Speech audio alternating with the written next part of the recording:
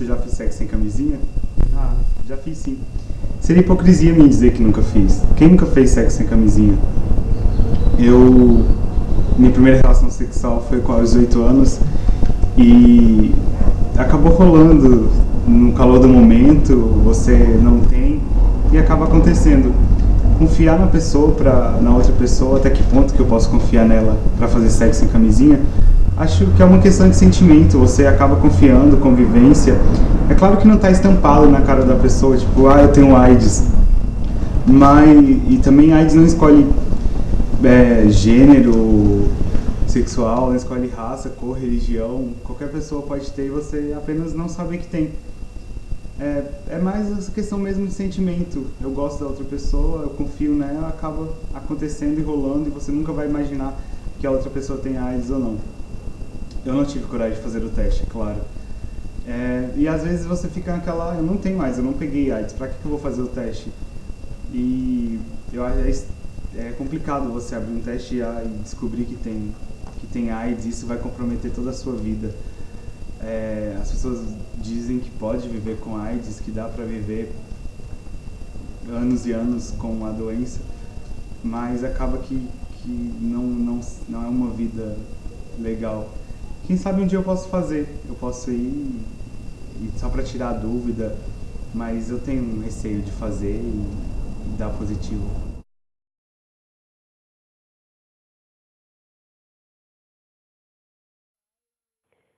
Um quarto de século se passou desde a detecção de uma nova doença em 1981 nos Estados Unidos, a AIDS. Mas desde os anos 20 e 30 do século passado, o mundo se confrontava com os primeiros sinais de um vírus símio que saltava a barreira das espécies, passando a afetar os humanos. O rótulo peste gay prestou grande ajuda à disseminação do HIV, porque os heterossexuais automaticamente se julgaram imunes à infecção. No início da epidemia, a AIDS era considerada por quase todos uma doença exclusiva de drogados ou de homossexuais promíscuos. Ao mesmo tempo, outro mito colaborou decisivamente para a propagação do HIV entre as mulheres, o de que homens heterossexuais não seriam infectados por elas. Se os homens não pegavam AIDS, para que usar preservativo?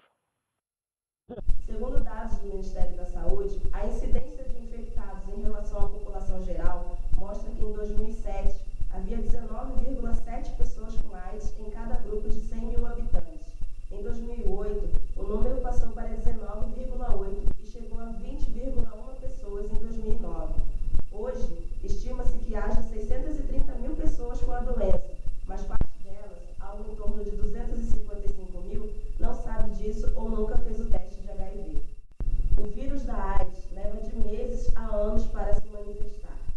Se você teve ou tem algum desses sintomas, emagrecimento sem causa aparente, febre contínua, íngua que duram mais de 3 meses, tosse seca prolongada ou diarreia, procure um posto médico e faça o teste. É de graça e pode salvar a sua vida. Sobre o sexo sem camisinha, a primeira vez que eu tive uma relação sexual, que foi por acaso com meu primeiro namorado, a gente tinha uma relação que a gente tinha bastante confiança um no outro, sabe? Tanto que eu tinha 17 anos e a gente namorou durante mais de um ano, sabe?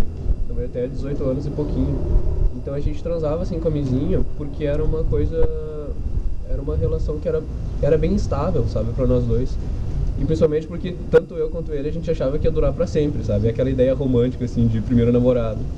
Então a gente transava sem camisinha e sem nenhum medo e sem nenhum pudor, porque, enfim, a gente tinha uma confiança bem plena um no outro. Quanto ao teste de HIV, uma vez quando eu morava em Minas, eu tentei fazer uma doação de sangue.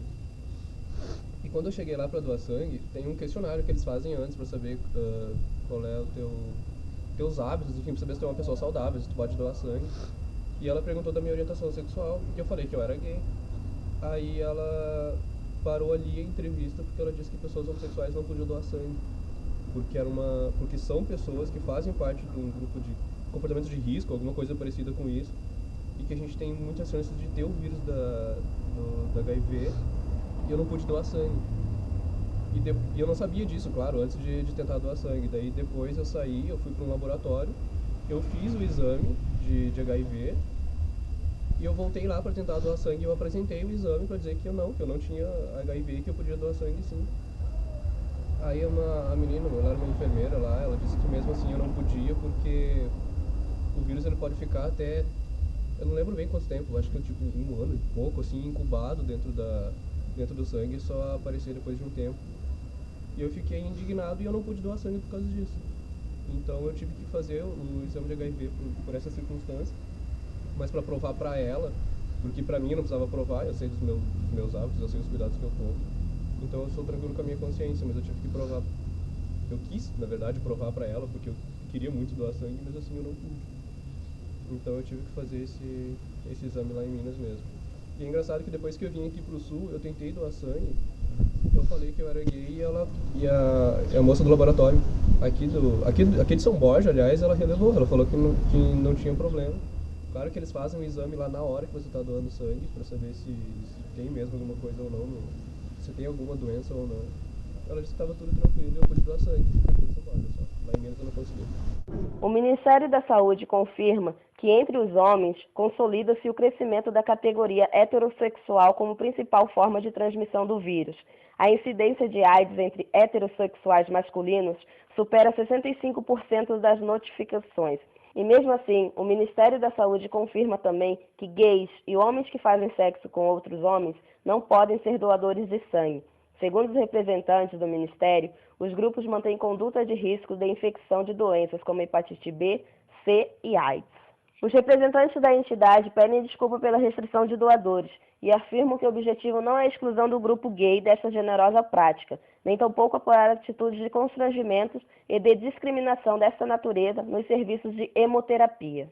E apenas para reforçar, a forma de transmissão predominante é por via heterossexual, tanto no sexo feminino como no masculino. Entre os homens, a segunda principal forma de transmissão é homossexual, seguida de usuários de drogas injetáveis. Nas mulheres, a segunda forma de transmissão é entre usuários de drogas injetáveis.